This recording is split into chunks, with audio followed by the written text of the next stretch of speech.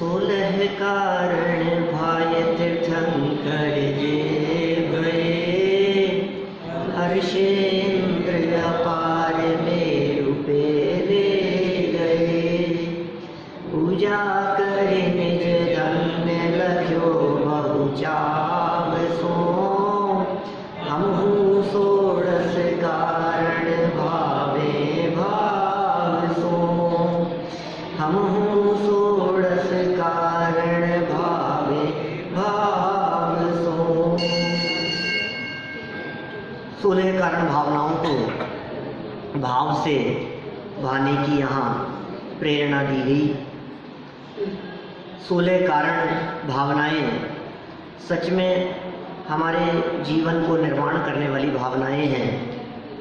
हमारी लाइफ कैसी होनी चाहिए, डे बाय डे हमारी लाइफ में, रूटीन लाइफ में, डे टू डे लाइफ में कैसा चिंतन होना चाहिए हमारा, उस चिंतन को यहाँ 16 शीर्षकों के माध्यम से बांध दिया है। माने इस तरह का चिंतन हमारा होना चाहिए। इसमें दर्शन विशुद्धि से लेकर बहुश्रुत भक्ति तक की चर्चा कल तक हम यहाँ कर चुके हैं, और आज एक और भक्ति की चर्चा है जिस भक्ति का नाम है प्रवचन भक्ति। प्रवचन भक्ति लिखा। ये प्रवचन क्या चीज है? प्रकृष्ट वचनों को प्रवचन कहते हैं, प्रवचन। और ये प्रकृष्ट वचन वास्तव में तीर्थंकर परमात्माओं की वाणी है, माने दिव्य ध्वनि है, और उसके प्रति बात कर रहे हैं भक्ति की। प्रवचन भक्ति। प्रवचन भक्ति शब्द का जो अर्थ किया है, जहाँ जहाँ इसकी चर्चा मिलती है वहाँ आगम के अर्थ में भी, शास्त्रों के अर्थ में भी, जिनवाणी के अर्थ में भी प्रवचन शब्द का प्रयोग किया है। वास्तव में जिनेंद्र भगवान की वाणी ही तो जिनवाणी है, और वही तो दिव्य ध्वनि है। तीर्थंकर परमात्माओं की कैसी वाणी होती है, कैसा उपदेश होता है। 24 घंटे में कितना काल उनका प्रवचन दिव्य ध्वनि में बीतता है।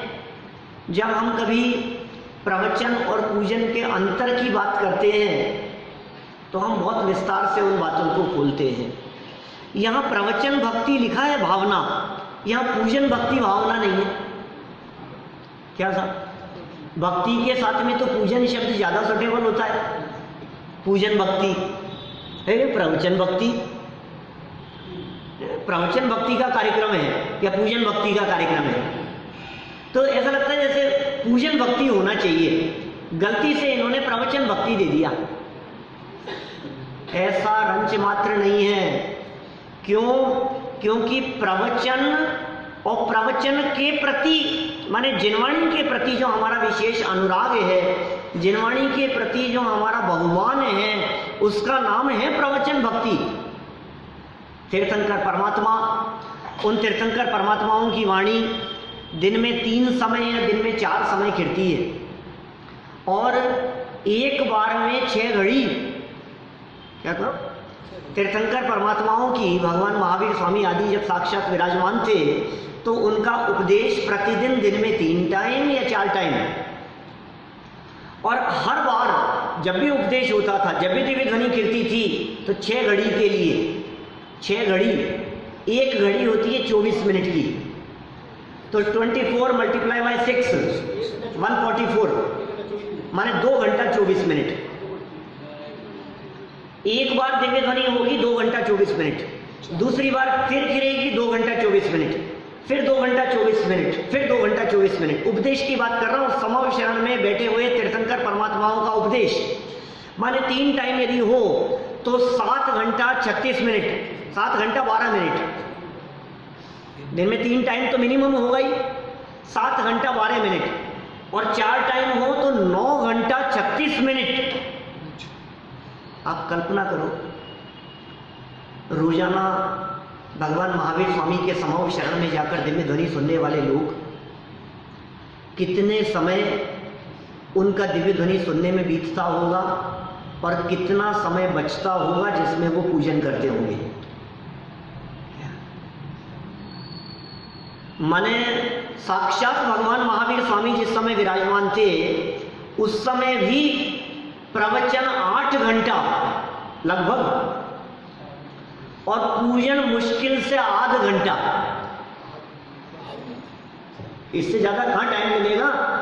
खाएंगे पिएंगे भी, नहाएंगे धोएंगे भी, कमाएंगे भी, जॉब बिजनेस भी करते हैं, घर गृहस्थी के काम भी होते हैं, सोएंगे भी, ये सारे काम भी होंगे, तो मुश्किल से आधा घंटे से ज़्यादा पूजन के लिए टाइम नहीं मिलेगा। वास्तव में अंतर यह है कि प्रवचन उसका नाम है जब भगवान बोलते हैं और भक्त सुनता है, उसका नाम है प्रवचन, और जब भक्त बोले और भगवान सुने उसका नाम है पूजा। पूजन में क्या करते हैं हम? पूजन में हम बोलते हैं, भगवान सामने बैठे रहते हैं, हम बोल रहे हैं, भगवान सुनते हैं, वो तो है पूजा। और प्रवचन क्या चीज है? भगवान बोले और भक्त सुने। मैं भगवान नहीं, बात भगवान की है। ये जो बात कही जा रही है ये बात तीर्थंकरों की बात है। कोई भी वक्ता जब यहाँ बैठ करके बोलता है तो वो अपने घर की बात नहीं कहता, अपने मन की बात नहीं कहता, उनके द्वारा कही गई बात तीर्थंकरों की बात है। क्योंकि हमारा काम तो पोस्टमैन जैसा है, जो चिट्ठी है उस चिट्ठी को पढ़ के सुनाना है। किसी अनपढ़ व्यक्ति के नाम यदि चिट्ठी आई है तो चिट्ठी आते ही वो व्यक्ति क्या कहेगा पोस्टमैन से? बाबूजी बाँच के सुना दो, पढ़ दो इसको, क्या क्या लिखा है, हमें तो पढ़ना आता नहीं। अब वो पढ़ करके सुनाए और उसके सुनाने पर ये सामने वाला व्यक्ति उसको गालियां देने लगे, कैसी बातें कहता है। अरे भाई मैं क्या कहूँ, इसमें लिखी है जो तुम्हारी चिट्ठी में। अब उसकी चिट्ठी को सुनकर उसको बहुत बहुत धन्यवाद देने लगे, बहुत बधाई देने लगे। अरे भाई मेरा कुछ नहीं है, वैसे जो था उसे पढ़ा है। माने अच्छी है तो आपके लिए है और खराब है तो आपके लिए है, इसमें मेरा कुछ नहीं है। ये साक्षात तीर्थंकर परमात्माओं से, गणधर देव और गणधरों के माध्यम से, आचार्य और मुनिराजों के माध्यम से, विद्वानों से होती हुई ये वाणी हम तक चली आई है। मेरा कहने का मतलब ये है कि आप देखिए, जब साक्षात तीर्थंकर परमात्मा थे उस समय प्रवचन और पूजन का रेशो देखो, और आज क्या हो गया है समाज में। 8-8 घंटे तो पूजन हो गई है और प्रवचन के लिए आध घंटे भी समय नहीं मिलता है। उल्टा हो गया है। अपनी बात भगवान को सुनाने से अपना भला नहीं होगा, भगवान की बात सुनने से भला होगा। वे क्या कहते हैं? हम जो कुछ भी सुनाना चाहते हैं, हे भगवान मेरे साथ ऐसा हो गया, मेरे साथ ऐसा क्यों हो रहा है, मैं चतुर्गति में क्यों भटक रहा हूँ, मेरे को इतना दुख क्यों है, इतने परेशानियां क्यों हैं, इतने संकट क्यों हैं, सच सच बतलाओ। भगवान उन बातों को जानते हैं कि नहीं जानते? भगवान तो सब कुछ जानते हैं ना। भगवान के ज्ञान से क्या बात छिपी हुई है? तो ये बातें सुना करके टाइम वेस्ट ही होना है। जब कभी इस प्रकरण का समय सीमित है, मुझे प्रवचन भक्ति की चर्चा करनी है, लेकिन जब विस्तार करते हैं तो वो डॉक्टर और मरीज का उदाहरण देकर के बात करते हैं। सुना होगा कभी आपने? मरीज डॉक्टर के पास में जाए और अपना दुखड़ा रोता रहे डॉक्टर के पास में। पेट में दर्द रहता है, कभी भी रहती है, ये रहता है, सर रहता है, दर्द रहता है, दिन भर थकान रहती है, भूख नहीं लगती है, क्या करूँ, बहुत परेशानी है। मैं तो आपकी बहुत महिमा सुनी है, मैंने आपका बहुत नाम सुना है, बहुत आधे घंटे तक सुनाया, डॉक्टर को बोलने ही नहीं दिया। तो डॉक्टर ने कहा हाँ हाँ मैं सब समझ गया, अब मेरी 5 मिनट सुन लो। कि नहीं नहीं अभी तो बहुत लेट हो गया, मैं फिर आऊँगा।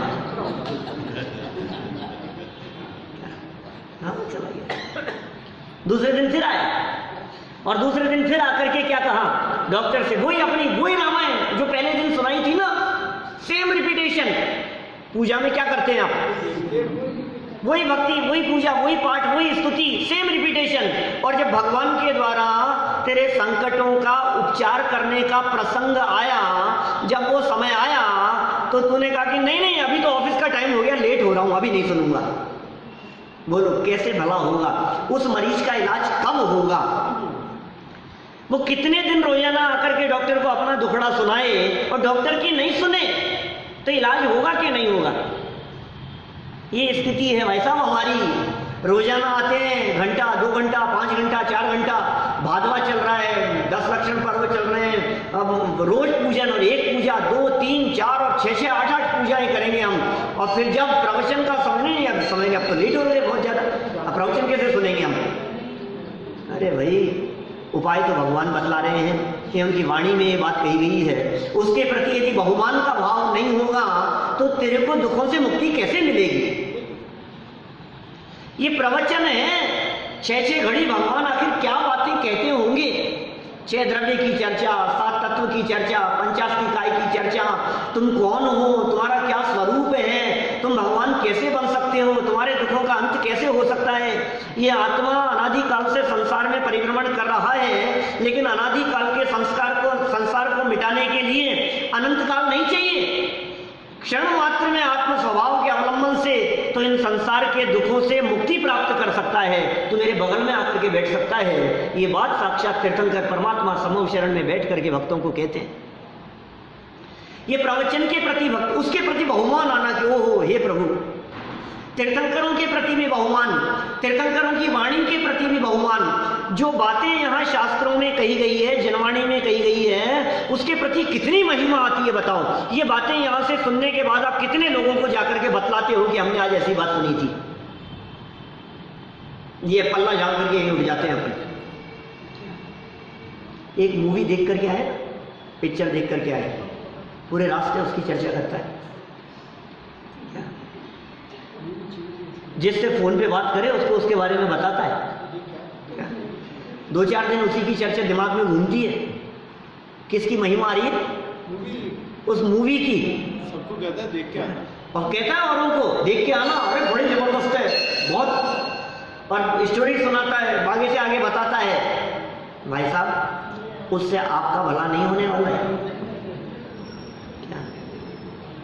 लेकिन ये जो वात्सल्य का परिणाम है, ये जो प्रभावना का परिणाम है, ये सम्यक्त्व की पात्रता है। ये मोक्ष मार्ग में कदम बढ़ाने के लिए, अपने जीवन निर्माण के लिए क्या किया जाना चाहिए, ये उसके उपाय हैं। ये सब, ये प्रवचन भक्ति, जो ऐसी भक्ति करे, कैसे करें भाई प्रवचन की भक्ति? कैसे भक्ति करें? अंतिम भक्ति है, फिर भक्ति खत्म हो रही है यहाँ। कैसे भक्ति करें? ये भक्ति कैसे होती है? जिनवाणी की भक्ति की चर्चा है ये। प्रवचन माने जिनवाणी, प्रवचन माने जिनेंद्र देव की वाणी। महाभाग्य से होती है जिनवाणी की चर्चा सुनना। पूर्वकृत यदि पुण्य के उदय तीव्र न हो तो ये जिनवाणी की चर्चा कान में सुनने को नहीं मिले। क्या सुनने का अवसर नहीं मिले सब वर्षों वर्षों तक, अरे अनंत काल निकल जाए, लेकिन ये जिनवाणी के शब्द कान में सुनने को नहीं मिले। ये जिनवाणी की विराधना से ऐसा भी हो सकता है। सुनना तो भाग्य से हुआ, पूर्वकृत पुण्य से हुआ। जिनवाणी सुनने के लिए आकर के बैठना, ये तीव्र पुण्य के वजह से होता है, लेकिन जिनवाणी को अपने में बिठाना ये पुरुषार्थ से होता है। आप सुनने के लिए आकर के तो बैठ गए, लेकिन जो बातें सुनी हैं, ये बातें अपने दिलो दिमाग में बैठती हैं या नहीं? तर्क से, युक्ति से, न्याय से, ये साइंटिफिक दर्शन है। क्या हर चीज प्रैक्टिकल है, हर चीज फीलिंग में आती है, अनुभव में आती है, आप महसूस करेंगे। ये बात कह रहे हैं यहाँ पर, ये भक्ति है। हमारे हृदय में जो जिनवाणी के प्रति बहुमान आता है, हमारे हृदय में इस तत्व की बात के प्रति जो बहुमान आता है, और क्यों बहुमान, और क्यों नहीं आए बहुमान, ये बताओ। सुनो, आपको उसकी महिमा नहीं आती होगी जो आपकी प्रशंसा करता है। ये तो बहुत अच्छे लगते हैं, तो मैं जब भी खड़ा होता हूँ मेरी प्रशंसा करते रहते हैं। क्या ये तो मुझे बिल्कुल पसंद नहीं है, इनको तो मेरी बुराई ही दिखती रहती है। क्या जो हमारी बुराई करता हो वो हमें पसंद नहीं है, और जो हमारी प्रशंसा करता हो वो हमें पसंद होता है। सुनो, ये ज्ञानियों को प्रवचन क्यों पसंद होता है?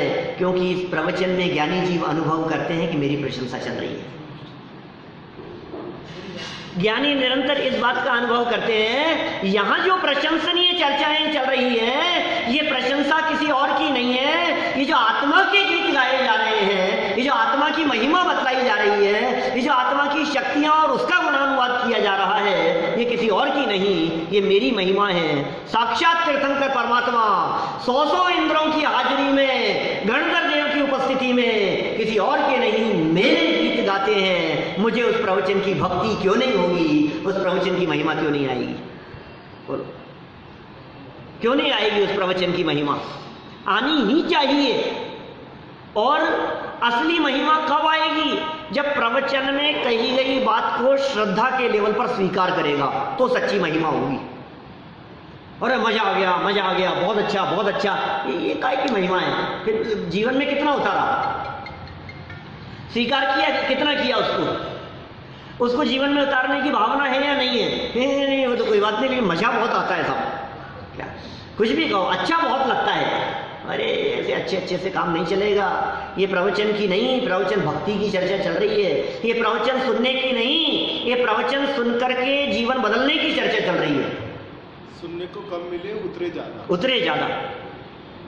जितना सुना, जितना भी सुनते हैं, जितना भी समझते हैं, जितना भी पढ़ते हैं, समय सार में, प्रवचन सार में, नियम सार में, अष्टपहड़ में, छेड़ाला में, द्रव्य संग्रह में, जहां पढ़ो, जो पढ़ो, आप जितना पढ़ो, हम तो कहते हैं ये जो जिनेंद्र देव के सामने खड़े होकर के जो आप भक्ति करते हैं, वो भक्ति भी यदि आप भाव समझ करके करेंगे तो सच्ची भक्ति होगी उनकी। अरहंतों की भक्ति की चर्चा की पहले, फिर आचार्यों की भक्ति की चर्चा की, फिर बहुश्रुतवंत माने उपाध्यायों की भक्ति की चर्चा की, और फिर उसके पश्चात उन उपाध्यायों की जो महिमा आ रही थी वो ज्ञान की वजह से महिमा थी। इसलिए हमारे को यहाँ किसकी महिमा आ रही है अब? प्रवचन भक्ति। मेरे को लगता है कभी कभी पूजन भक्ति की जगह प्रवचन भक्ति लिखी है, गजब किया इन्होंने आचार्य। सारा जगत पूजन भक्ति के गीत गाता है, पूजन भक्ति की चर्चा करता है। ये पूजन भक्ति नहीं, ये प्रवचन भक्ति की बात करते हैं। पूजन तो लिखी नहीं इन्होंने। 16 कारण भावनाओं में एक जगह पर पूजन नहीं है। 16 कारण भावनाएं पूजन करने का नाम नहीं, क्योंकि ये भावना है। हम 16 कारण पर्व कैसे मनाते हैं? 16 कारण की पूजन करके 16 कारण पर्व मना लिया। अरे 16 कारण की पूजन का नाम 16 कारण पर्व है ही नहीं। ये जो 16 कारण थे, इन भावनाओं को भाया तो ये 16 कारण पर्व मनाया गया। अब भावना तो भाई नहीं, विचार तो चलते नहीं है कुछ भी। जय जय नाथ परम गुरु हो, दर्श विशुद्धि भावना भाई, 16 तीर्थंकर पद पाए परम गुरु हो, जय जय नाथ परम गुरु हो। ओम ह्रीम श्री दर्शन विशुद्धि षोडशकार। बस ये क्या होता है? जन्म जरा मृत्यु विनाशनाय, संसार विनाशनाय। क्या कर रहे हो आप? इस 16 कारण पर्व चल रहे हैं हमारे, 16 कारण की पूजन तो करेंगे ही हम। ऐसे थोड़ी ना होती है। इनमें क्या कहा है? ये भावनाएं क्या कह रही हैं? इन भावनाओं का अभिप्राय क्या है? इन भावनाओं को कैसे भाया जाता है? इन शब्दों के पीछे छिपा हुआ मर्म क्या है? उसको नहीं समझेंगे तो नहीं चलेगा काम।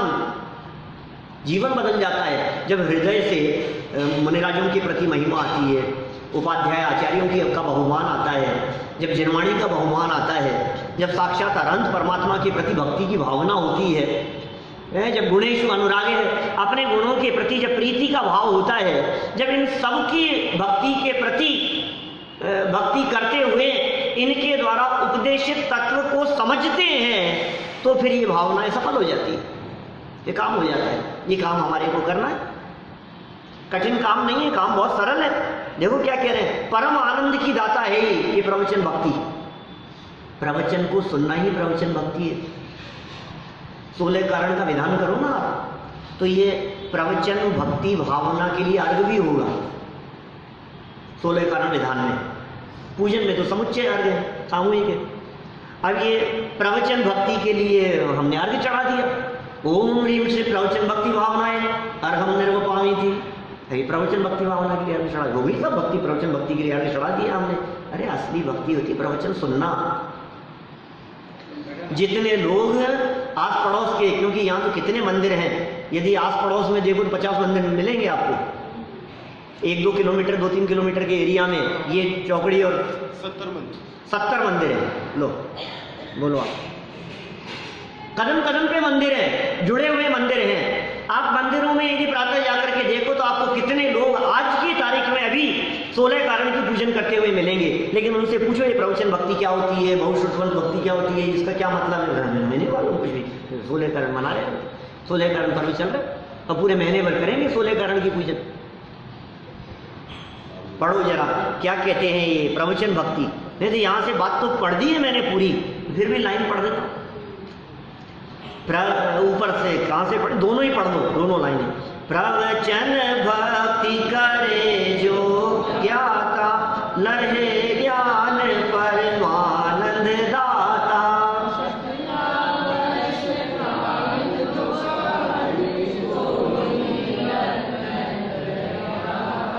प्रवचन भक्ति करे जो ज्ञाता, लहे ज्ञान परमानंद दाता। क्या कह रहे हैं, प्रवचन भक्ति करें। कौन करेगा प्रवचन भक्ति, किसके होती है प्रवचन भक्ति, ज्ञाता, ज्ञानियों की होती है ऐसी भक्ति। अज्ञानी क्या भक्ति करेगा, जो न प्रवचन का स्वरूप समझता है, न प्रवचन को समझता है। अरे प्रवचन के नाम से ही लोगों को ऐसा लगता है, प्रवचन की बातें मत, ज्यादा प्रवचन मत दो। प्रवचन के नाम से लोगों को ऐसा लगता है। लेकिन जब ज्ञाता है, जो ज्ञानी होगा, और ज्ञाता और ज्ञानी का मतलब जानते हो, जो समझदार है, बाकी तो सब मूर्ख है। कौन, विद्वान, ज्ञानी। कोई व्यक्ति यदि आपकी मजाक बनाए, अरे अरे ये तो विद्वान है, तो क्या जवाब देना। बहुत पुरानी बात ख्याल आ रही है मेरे को ऐसी, तो आप पलट करके जवाब दे सकते हो कि जो विद्वान नहीं होते वो मूर्ख होते हैं। विद्वान का उल्टा तो मूर्ख होता है। तो आपको ज्ञानी बनना है, आपको विद्वान बनना है, या आपको मूर्ख बने रहना है। ये कह रहे हैं प्रवचन भक्ति करे जो ज्ञाता, लहे ज्ञान, ज्ञान भी प्राप्त करता है। और कैसा, परम आनंद दाता, परम आनंद को प्रदान करने वाले ज्ञान को प्राप्त करता है। लहे माने प्राप्त करता है, लहे क्या, लहे ज्ञान। कैसा ज्ञान, परम आनंद दाता, क्योंकि ज्ञान बहुत प्रकार का है। इंग्लिश का ज्ञान, कंप्यूटर का ज्ञान, इंजीनियरिंग का ज्ञान, इतिहास का ज्ञान, राजनीति का ज्ञान, बहुत तरह का ज्ञान है। कौन सा ज्ञान, उस ज्ञान को प्राप्त करता है परम आनंद दाता, परम आनंद प्रदान करने वाले। उस ज्ञान को प्राप्त करने वाले वो कौन होते हैं, जो प्रवचन भक्ति करते हैं, जिनके हृदय में प्रवचन माने जिनेंद्र भगवान की वाणी, उसके प्रति बहुमान का भाव आएगा। वो व्यक्ति को आत्मा का बहुमान आए बिना नहीं रहेगा। जिन्हें उनका बहुमान आता है, उन्हें अपना बहुमान आता है। जिन्हें अपना बहुमान आता है, फिर 16 कारण मनाना नहीं पड़ता भाई साहब। फिर तो उनको देख के 16 कारण मनती हैं, फिर लोग उनकी पूजन करते हैं। फिर पूजन करनी नहीं पड़ती, फिर उनकी पूजन होती है।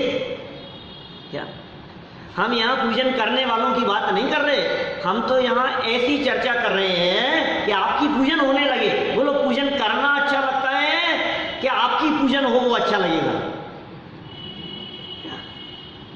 आपको उस पद पर ले जाने की चर्चा कर रहे हैं जिसके बाद आपकी पूजन होने लगे। तो इस तरह ये संक्षेप में मैंने आपके बीच में प्रवचन भक्ति भावना की चर्चा की है। प्रवचन की चर्चा वापस भी करूँगा, क्योंकि एक और भावना है जिसका नाम प्रवचन वात्सल्य है। 16वीं भावना है वो, उसकी चर्चा भी हम करेंगे। तो वापस कुछ बिंदुओं के संबंध में मैं और आपका ध्यान आकर्षित करूँगा। अभी प्रवचन भक्ति भावना की बात को तो यहीं विराम।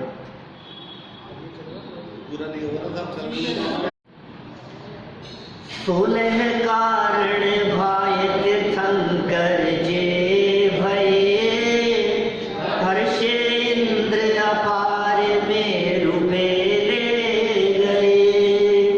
पूजा करी निज धन्य लख्यो बहु चाग सो, हम 16 कारण भावे भाव सो। हम 16 कारण भावे भाव सो। ये उत्कृष्ट नामकरण है। उत्कृष्ट नामकरण है साहब। 16 कारण प्रकृतियों को भा करके जो तीर्थंकर कर्म प्रकृति बनती है, यह तीर्थंकर कर्म प्रकृति नाम कर्म की प्रकृतियों में से सर्वोत्कृष्ट प्रकृति है। कर्मों की 148 प्रकृतियां हैं। ज्ञानावर्णी की 5, दर्शनावर्णी की 9, मोहनी की 28, अंतराय की 5, वेदनीय की 2, आयु की 4, अंतराय की 2, गोत्र की 2 और नाम कर्म की 93 प्रकृतियां। नाम कर्म एक ऐसा कर्म है, सबसे ज्यादा प्रकृतियां हैं 148 में से। उन 93 कर्म प्रकृतियों का काम क्या है? शरीर संरचना, मोटा होना, पतला होना, गोरा होना, काला होना, यश होना कि अपयश होना, सुंदर दिखना कि बदसूरत दिखना, आवाज कैसी होना, वाणी कैसा होना, लोगों को अच्छा दिखना कि लोगों को नहीं पसंद आना, हड्डियां कैसी होना, सहनन कैसा होना, रंग रूप आकार किस प्रकार का होना, ये सारी बातें ये उस नाम कर्म की 93 प्रकृतियों के उदय से होती है। ठीक है ना? हड्डी, खून, मांस, मज्जा, सारा मैनेजमेंट उसका है। उन 93 प्रकृतियों में एक कर्म प्रकृति ऐसी है जिस प्रकृति का नाम है तीर्थंकर कर्म प्रकृति। तीर्थंकर कर्म प्रकृति। तो 16 कारण भाई तीर्थंकर जे भये, जो तीर्थंकर हो गए हैं उन 16 कारण भावनाओं को भाकर उस तीर्थंकर नाम कर्म प्रकृति के उदय से ये तीर्थंकरत्व बनता हुआ दिखाई देता है। जिनके तीर्थंकर नाम कर्म नाम का महापुण्य का उदय होता है उन्हें तीर्थंकर कहते हैं। विविध भावनाओं की चर्चा, एक एक भावना की चर्चा हम यहाँ कर रहे थे, जिसमें हम यहाँ 12 भावनाओं तक की चर्चा कर चुके हैं। आज 13वीं भावना, नहीं 14वीं भावना, 13 तक की चर्चा हो गई। मतलब 14वीं भावना पूरे जैन धर्म में यही आता है, कर्म बांधने की बात आती है कि सब कर्म मुक्ति की बात है। ये भी बांधने की क्यों बात है? इससे भी मुक्ति चाहिए। तीर्थंकर कर्म प्रकृति भी आखिर है तो बंधन ही, मुक्ति नहीं है। ये कर्म भी जब तक रहेगा तब तक संसार में ही रहेगा। संसार माने भले अनंत दशा है लेकिन सिद्ध दशा नहीं है। तीर्थंकर कर्म भी जब पूरी तरह से नष्ट हो जाएगा तब सिद्ध दशा की प्राप्ति होगी। माने ये तीर्थंकर कर्म भी है तो कर्म ही ना, और तीर्थंकर कर्म के प्रति भी यदि बहुमान का भाव है कि तीर्थंकर कर्म कर्म कर्म कर्म ये कर्म बंधे तो तू बंधन को चाह रहा है। दृष्टि बंधन के ऊपर है। अरे चाहने वालों को ये कर्म प्रकृतियां नहीं बंधती, ये तो निर्वांचक है वृत्ति जिसकी, उसको अपने आप ही बंधती है। एक बहुत सुंदर पंक्ति थी इसी तरह की, निर्वांचक हो प्रभु भावना, इस तरह की कुछ कहाँ की पंक्ति है, दिमाग में आधी अधूरी आ रही है। निर्वांचक हो प्रभु ये भावना हमारी भक्ति, इस तरह की ये वृत्ति। मेरे ख्याल से उनका संजीव जी का भजन है दिल्ली वालों का। निर्वांचक होनी चाहिए। जैन दर्शन में वांछा नहीं है, इच्छा नहीं है, अपेक्षा नहीं है, आकांक्षा नहीं है। 14 तक की चर्चा कर चुके हम, 13 तक की चर्चा। 14वीं भावना बहुत सुंदर भावना है। नाम क्या है इसका? आवश्यक अपरिहार्य। क्या क्या नाम है भावना का? आवश्यका परिहाणी। पीछे नाम देख लिया करो, पीछे पूजन जहां स्थापना के छंद की बात था ना, वहां उन्होंने पूरे नाम दिए हैं। आवश्यका परिहाणी, आवश्यका परिहाणी, आवश्यक अपरिहाणी। यह आवश्यक क्या है और उसका अपरिहार माने आवश्यकों में वो नहीं होनी चाहिए, चूक नहीं होनी चाहिए, उसमें किसी तरह की कोई कमी नहीं होनी चाहिए। उसमें जब आवश्यकों का आप पालन कर रहे हो तो उसमें किसी भी प्रकार की ढीलापन बर्दाश्त नहीं किया जाएगा। यह आवश्यक है। आवश्यक माने आवश्यक, कंपल्सरी है भाई साहब, सबके लिए कंपल्सरी है। ये क्या होता है आवश्यक? आवश्यक का क्या स्वरूप है? मुनिराजों के जीवन में 6 आवश्यक अलग प्रकार के हैं, श्रावकों के जीवन में 6 आवश्यक अलग प्रकार के होते हैं। मुनिराजों के 6 आवश्यक हैं। समता सबसे पहले नंबर पर ही समता है, ये आवश्यक है। समता सबसे पहले आवश्यक है। मुनिराजों के जीवन में यदि समता नहीं है तो फिर वो आवश्यक काम नहीं किया आपने, फिर तो अनावश्यक काम कर रहे हो। परिस्थिति कैसी भी हो, प्रतिकूल हो चाहे अनुकूल हो, प्रत्येक परिस्थिति में समता, सहजता, सरलता निकषाय भाव, आकुलता रहित परिणाम, तो है समता, वंदना, स्तुति, प्रतिक्रमण, प्रत्याख्यान और कायोत्सर्ग। और एक जगह पर स्वाध्याय भी शब्द है, श्रुतरति कह करके स्वाध्याय दिया है उन्होंने, प्रत्याख्यान की जगह स्वाध्याय को ले लिया है, प्रतिश्रुति। तो दोनों तरह से, तो माने स्वाध्याय भी आवश्यक है, यद्यपि वो श्रावकों के आवश्यकों के अंदर शामिल करेंगे फिर उसको, ये आवश्यक है भाई साहब। शांत परिणामों से रहना, मुनिराजों के आवश्यकों की चर्चा चल रही है। अवश्य नियम सार में बड़ी सुंदर चर्चा की, एक आवश्यक अधिकार दिया उन्होंने, परम आवश्यक अधिकार दिया। नियम सार का एक अधिकार का नाम है आवश्यक अधिकार। तो उस अधिकार में क्या चर्चा की होगी? उन्होंने कहा अवश्य का नाम है आवश्यक। अवश्य, वश नहीं होना, इंद्रियों के वश नहीं होना, कषायों के वश नहीं होना, उसका नाम है अवश्य। अवश्य इंद्रियों के वश नहीं है, कषायों के वश नहीं है। और इंद्रियों और कषायों के वश न होने रूप जो परिणाम है उसका नाम है आवश्यक। परतंत्रता नहीं है। तो देखो आप, समता हो, चाहे वंदना हो, स्तुति हो, चाहे प्रतिक्रमण हो, कायोत्सर्ग हो, प्रत्याख्यान हो, इन चीजों पे मुनिराज किसी के अधीन नहीं है। इसमें परतंत्रता नहीं है, ये आवश्यक काम है, क्योंकि इसमें किसी की अधीनता नहीं होती है। नहीं साहब ये नहीं है इसलिए क्या करूं, आज मैं इसलिए नहीं कर सका क्योंकि आज सूर्य नहीं उगा था, आज इसलिए नहीं कर सका था कि बरसात बहुत हो रही थी, आज इसलिए नहीं कर सका कि तबीयत खराब हो रही थी, आज इसलिए नहीं कर सका, मैं उपसर्ग के काल में था, मैं कैसे करता। सुनो सुनो, ये परतंत्र नहीं है, ये स्वयं काम स्वतंत्र है, इसलिए आवश्यक है। खैर मुनिराजों के आवश्यकों की क्यों चर्चा करें हम तो श्रावकों के आवश्यकों की बात करें। आवश्यक अपरिहाणी नित्य करने योग्य कार्य क्या क्या कार्य हैं? देव पूजा गुरूपास्ति स्वाध्याय संयमस्तपः दानं चेति गृहस्थानां षट्कर्माणि दिने दिने। याद नहीं, भूल गए? रिपीट करो। देव पूजा गुरूपास्ति, नहीं अरे इतना तो बोलो, रिपीट तो करो। देव पूजा गुरूपास्ति, आधा आधा बोल लो भाई, रिपीट कर लो जितना कह रहा हूँ। जिनको याद नहीं है उनको भी कर लेना तो थोड़ा सा। देव पूजा गुरूपास्ति स्वाध्याय संयमस्तपः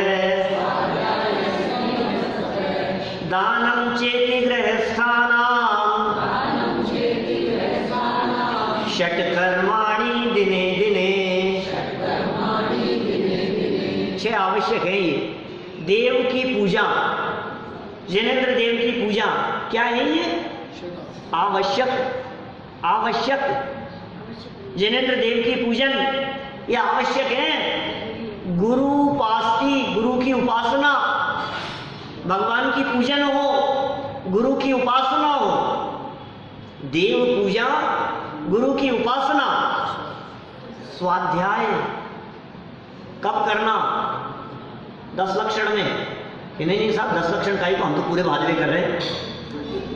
पूरे साल में पूरे भादवे नहीं, ये स्वाध्याय कब? ये आवश्यक है। ये किसका आवश्यक है? ये श्रावकों का आवश्यक है। और भावना क्या है? अपरिहाणी, माने हे जिनेंद्र देव, आपके सामने खड़े होकर ये आवश्यक अपरिहाणी भावना के माध्यम से मैं ये चिंतन कर रहा हूँ, मैं ये विचार कर रहा हूँ कि हे प्रभु, जीवन में कभी कोई क्षण, कोई पल, जीवन में कोई दिन ऐसा न बीते जब मैं 6 आवश्यकों में से किसी आवश्यक का पालन न कर पाऊँ।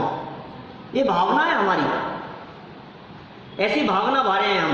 देव पूजा, गुरु की उपासना, गुरु उपास्ति, स्वाध्याय प्रतिदिन कब करें साहब? अरे निरंतर करो ना स्वाध्याय। स्वाध्याय का अर्थ अकेला किताब लेकर के पढ़ना नहीं होता है, दुकान पर बैठे बैठे भी स्वाध्याय होता है, और ग्राहकों के साथ में चर्चा करते हुए और तू मैं करते हुए भी स्वाध्याय होता है। अरे साहब कैसी बात कर रहे हो आप, हैं? उनके साथ बहस करते हुए भी कि हाँ जो कुछ भी चल रहा है, यदि अंदर में वो चलते हुए आपके वेद विज्ञान की धारा चल रही है और ये जिनेंद्र भगवान की वचन और वाणी और मतों की स्वतंत्रता और होना होगा सो होगा, ये बातें यदि आपके उपयोग में चल रही है, इसका नाम है स्वाध्याय। किताब लेकर के पढ़ने को यदि आप स्वाध्याय कहेंगे तो स्वाध्याय 2000 साल से चालू हुआ कहलाएगा, लेकिन स्वाध्याय तो सदाकाल श्रावकों का लक्षण रहा है। किताब तो 2000 साल से लिखी गई है आपके यहाँ जैन परंपरा में। षटखंडागम प्रथम ग्रंथ की रचना हुई। षटखंडागम कषाय पाहुड़ श्रुत पंचमी पर्व मनाते हैं, उससे पहले तो नहीं थे ना लिपिबद्ध शास्त्र, तो स्वाध्याय होता था कि नहीं होता था? दर्शनाचार्य के पहले क्या श्रावक लोग स्वाध्याय नहीं करते थे क्या? तो फिर कैसे स्वाध्याय करते होंगे बताओ? जब दर्शनाचार्य नहीं हुए, जब भूतबली पुष्पदंत आचार्य नहीं हुए, जब षटखंडागम ग्रंथ की रचना नहीं हुई, जब तक जैन परंपरा में लिपिबद्ध शास्त्रों की परंपरा नहीं थी, उससे पहले श्रावक लोग के 6 आवश्यकों की जगह 5 ही आवश्यक होते होंगे, क्योंकि स्वाध्याय कैसे करते होंगे? स्वाध्ययन। ये स्वाध्याय ये निरंतर चलना चाहिए, ये धारा प्रवाह रूप से निरंतर चलने वाली प्रक्रिया का नाम है। स्कूटर पे बैठे हो, चाहे बाइक पे, प्लेन में सफर कर रहे हो, चाहे ट्रेन में सफर कर रहे हो, कहीं भी बैठे हो, जिस देश में, जिस भेष में, जिस हाल में रहो, ज्ञाता रहो, ज्ञायक रहो, बस ज्ञायक ही रहो। क्या करें बोलो? चाहे घर में रहे, चाहे वन में रहे, जो निज में समाये रहते हैं, सब काम जगत के किया करें। फिर भी स्वाध्याय चल रहा है, लो सब काम जगत के किया करें, फिर भी स्वाध्याय चल रहा है। हाँ, मैं आपसे कहता हूं, आंखें यदि खराब हो जाए, यदि आंखों से दिखाई देना बंद हो जाए, तो स्वाध्याय होगा कि नहीं होगा? ये बताओ। होगा। फिर षट आवश्यकों का क्या होगा? यह आवश्यक है, इसके बिना जीवन नहीं है, इसके बिना लाइफ नहीं है। ये स्वाध्याय से शांति है, ये स्वाध्याय से सहजता है, स्वाध्याय में अपार आनंद है। ये स्वाध्याय गजब की चीज है साहब। जैसे ही ये जिनवाणी की चर्चा दिलो दिमाग में आती है, तुरंत आकुलता न मालूम कहाँ भाग जाती है, टेंशन न मालूम कहाँ गायब हो जाती है। ये स्वाध्याय है। दिने दिने ऐसा कह रहे हैं, देव पूजा, गुरु उपासती, गुरुओं की उपासना, स्वाध्याय और संयम, संयम में काल बीते। कब संयम? सदा। कंट्रोल तो होना ही चाहिए, संयम तो ब्रेक है।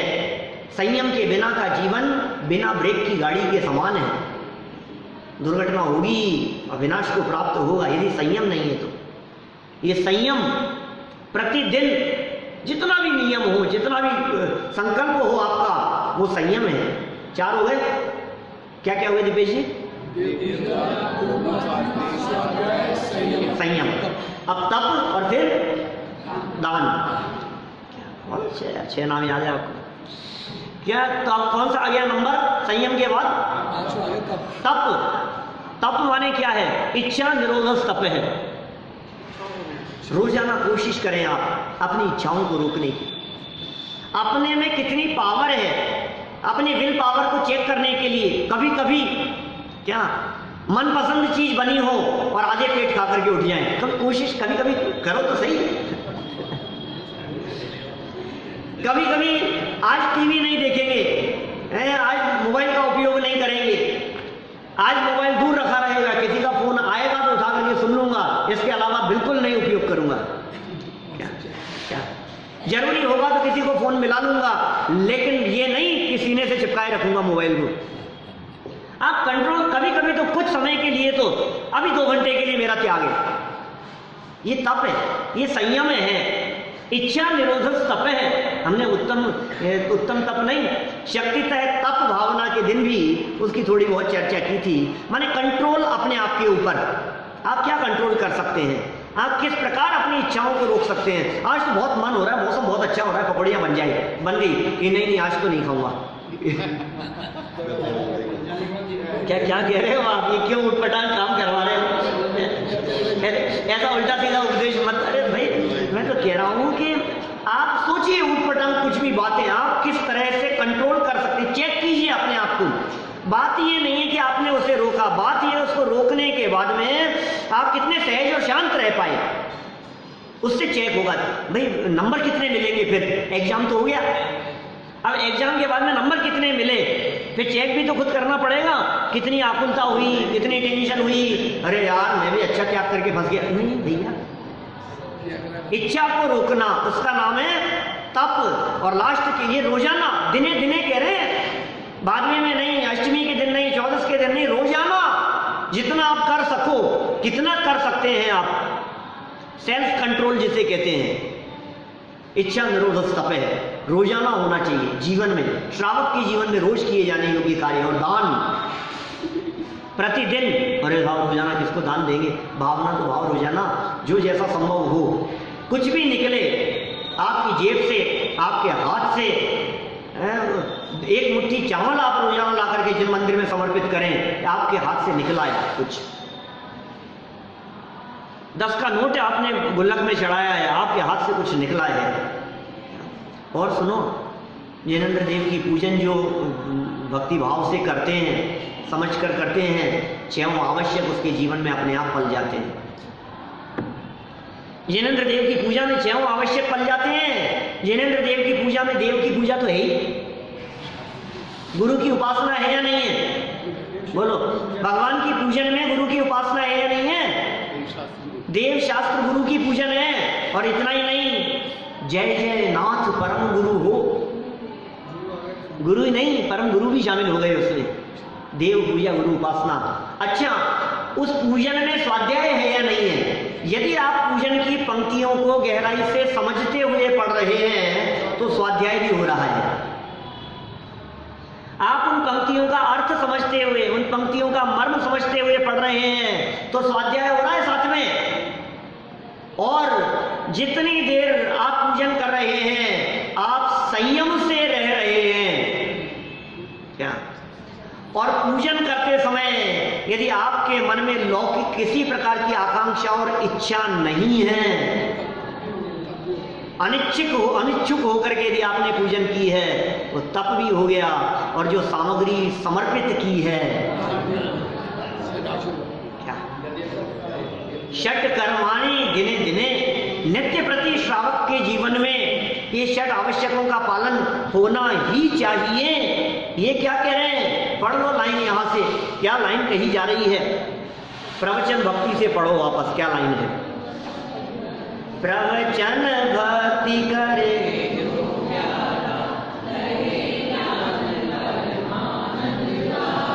षट आवश्य काल जो साधे, सोई रत्न त्रय आराधे। षट आवश्य काल जो साधे, सोई रत्न त्रय आराधे। कितनी सुंदर बात कह रहे हैं। षट आवश्यक काल सहित समय देख करके, इन्हीं साथ 6 आवश्यकों का पालन करना है। आज सुबह तो नहीं कर पाया, अब रात हो गई, मैं तो पूजन कर ले, नहीं काल के अनुसार भाई साहब। सामायिक का काल हो तो सामायिक करना है, जिस समय पूजन का काल हो उस समय पूजन करना। समझ में आ रही है बात। जिस समय जो काम हो, अनावश्यक काल में नहीं, समय के अनुसार जो इनकी साधना करता है, इन 6 आवश्यकों की जो साधना करता है, क्या लाभ मिलेगा। हमें तो लाभ बतलाव सा बनिया है, हम तो बिना लाभ के तो कुछ काम नहीं करते। कि क्या लाभ मिलेगा कि सो ही वही जीव रत्नत्रय आराधे, वो जीव रत्नत्रय की आराधना करने वाला होता है। माने वो जीव मोक्ष मार्गी हो जाता है, मोक्ष मार्ग में कदम बढ़ाने वाला होता है। तो आवश्यक करने योग्य कार्यों का अपरिहार्य उनमें कमी ना हो, उनमें किसी भी तरह की ढील पोल बर्दाश्त नहीं होगी। अपरिहार्य कह रहे हैं, भावना भा रहा हूं, हे प्रभु दृढ़ता से मैं इन 6 आवश्यकों का पालन करूंगा। और सच में तो एक ही आवश्यक है, ये 6 आवश्यक अपने स्वभाव में तल्लीन हो जाने पर फिर 6 पूरे हो जाते हैं, फिर जरूरत नहीं होती 6 करने की। जब इस जीव का उपयोग अपने स्वरूप में तल्लीन होता है, अपने स्वरूप में एकाग्र होता है, तो फिर हो गई पूजा, फिर हो गया दान, फिर हो गई भक्ति, फिर हो गई तप, सब हो गए फिर उसमें, फिर वही स्वाध्याय है, फिर कुछ और करने की जरूरत नहीं, क्योंकि वो परम आवश्यक है। ये षट तो आवश्यक है और रत्नत्रय वो परम आवश्यक है। तो जब परम आवश्यक होता है तो फिर आवश्यक फिर गौण हो जाते हैं, क्योंकि वो परम आवश्यक है।